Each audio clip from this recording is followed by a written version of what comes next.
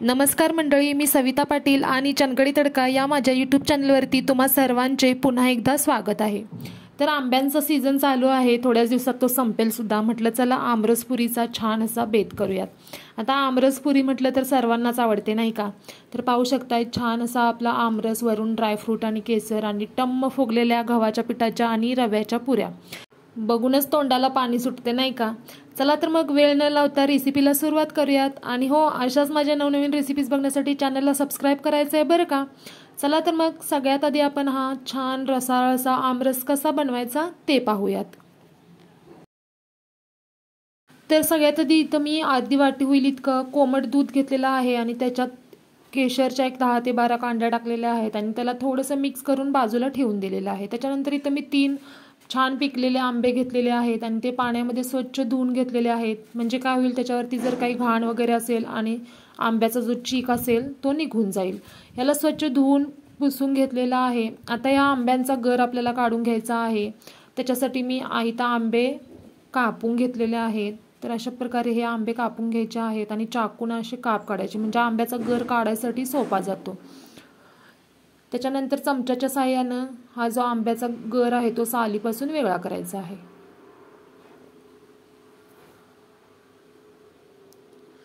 तर अशा प्रकारे मी जे तिन्ही आंबे घेतलेले आहेत त्या आंब्यांचा गर जो आहे तो काढून घेणार आहे आमरस बनवण्यासाठी।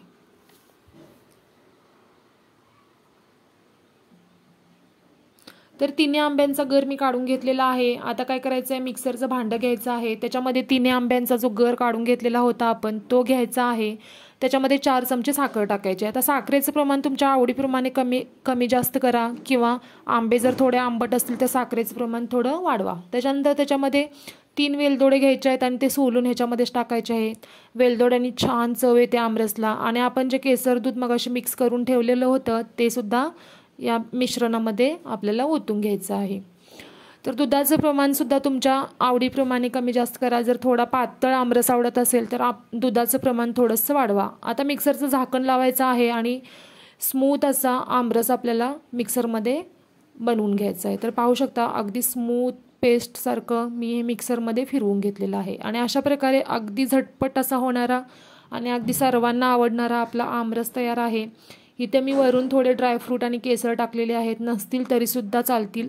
आणि फ्रीजमध्ये ठेवून तर अप्रतिम लागतो, त्याच्यामुळे नक्की ट्राय करा।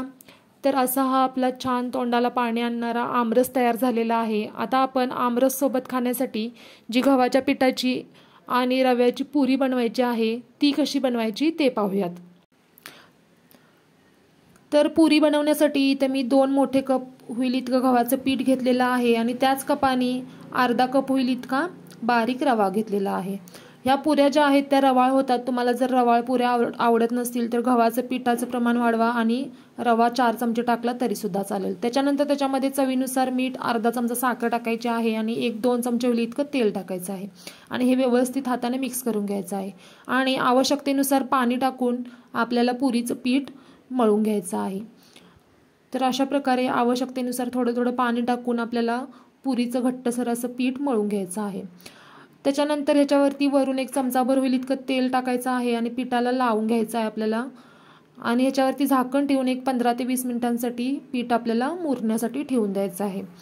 तर 15 ते 20 मिनिटं झालेली आहेत। आपलं पीठ व्यवस्थित असं मुरलेलं आहे। पुरीचं पीठ व्यवस्थित मुरलं की पुऱ्या छान खुसखुशीत होतात आणि फुगतात सुद्धा। त्याच्यानंतर हलक्या हातानं मी परत एकदा पुरीचं पीठ मळून घेतलेलं आहे आणि या पिठाचे लिंबू आकाराचे गोळे मी बनवून घेतलेले आहेत। तर असे लिंबू आकाराचे गोळे मी या पिठाचे हाताला तेल लावूनच बनवून घेतलेले आहेत। तर इथं एक 5-6 होतील इतकेच गोळे मी बनवून घेतलेले आहेत। आता मी काय करणार आहे, याच्या पुऱ्या ज्या आहेत त्या लाटून घेणार आहे। तर त्याच्यासाठी मी इथं सुकी कणिक घेतलेली आहे। तुम्ही जर तेलावरती फक्त लाटणार असाल तरी सुद्धा चालेल। मी सुकी कणिक लावून इथं पुऱ्या लाटून घेतलेल्या आहेत। तर छान गोल अशा आपल्याला पुऱ्या लाटून घ्यायच्या आहेत। तुम्ही जर कटोरीनं वगैरे गोल पुऱ्या बनवणार असाल तर ते सुद्धा चालेल। मी लाटण्यानं असंच गोल पुऱ्या लाटून घेतलेल्या आहेत।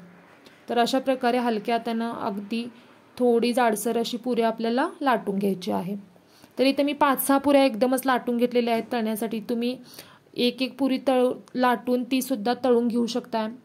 तर पुरी तळण्यासाठी तेल मी कडकडीत गरम केलेलं आहे। तेल व्यवस्थित कडकडीत गरम करून घ्या पुरी तळण्यासाठी, तरच पुरी आपली व्यवस्थित भाजलीसुद्धा जाते आणि फुगलीसुद्धा जाते। तर अशा प्रकारे झारीच्या साहाय्यानं हलवून पुरी छान अशी आपल्याला दोन्ही साईडून भाजून घ्यायची। आणि पाहू शकताय पीठ व्यवस्थित मुरल्यामुळे आपली पुरी टम्म फुगलेली आहे। त्याच्यानंतर पुरीला दोन्ही साईडून व्यवस्थित असं आपल्याला भाजून घ्यायचं आहे। पुऱ्या कच्च्या ठेवू नका, नाहीतर तेल जास्त पितात, त्याच्यामुळे पुरी व्यवस्थित अशी दोन्ही बाजूनी भाजून घ्या। त्याच्यानंतर याला तेलातून मी काढून घेतलेले आहे आणि अशाच प्रकारे मी सर्व पुऱ्या ज्या आहेत त्या तेलामध्ये तळून घेणार आहे। आणि पाहू शकताय सर्व पुऱ्या छान टम्म फुगलेल्या आहेत आणि ह्या टम्म फुगलेल्या पुऱ्या पाहून जे समाधान मिळतं ना ते कशातच नसतं।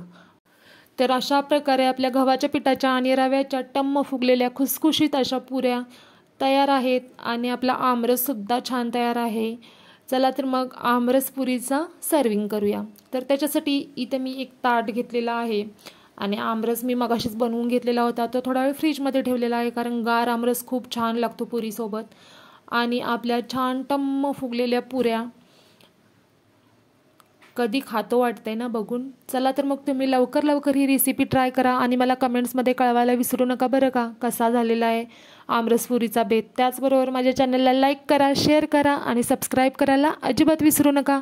चला तर मग पुन्हा भेटूयात एका नवीन रेसिपीसह एका नवीन एपिसोडमध्ये। तोपर्यंत धन्यवाद।